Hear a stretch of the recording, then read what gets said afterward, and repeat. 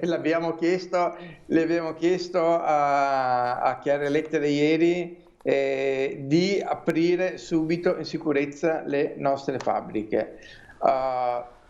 E la seconda cosa che gli chiederei, che è molto importante, di lavorare anche in questo momento e soprattutto di usare questo momento per abbattere alcune barriere burocratiche del nostro Paese.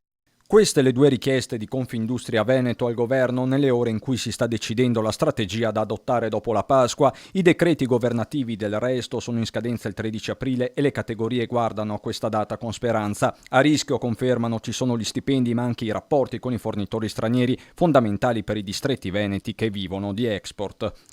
Oggi le catene di fornitura sono molto strette, non ci sono più i clienti che hanno un mese di magazzino. Oggi le grandi imprese hanno 1-2 settimane di magazzino, quindi 1-2 settimane dobbiamo risolvere il problema.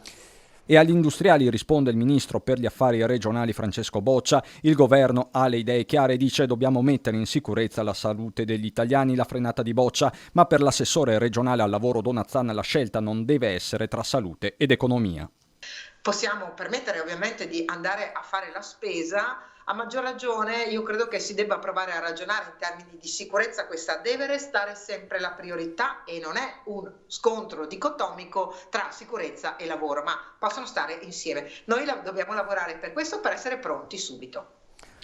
I numeri veneti continuano a parlare di un crollo verticale di posti di lavoro persi dall'inizio dell'emergenza, meno 35.000. Per Donazzan serve un approccio diversificato. E siccome abbiamo voluto investire, giustamente abbiamo investito in termini di misure straordinarie e di economie straordinarie sulla sanità, dovremmo farlo anche per l'economia. Non esiste vita dell'uomo se non c'è anche vita economica e lavorativa, perché sennò genera depressione e povertà, come ha detto il patriarca in una delle messe che avete trasmesso proprio voi.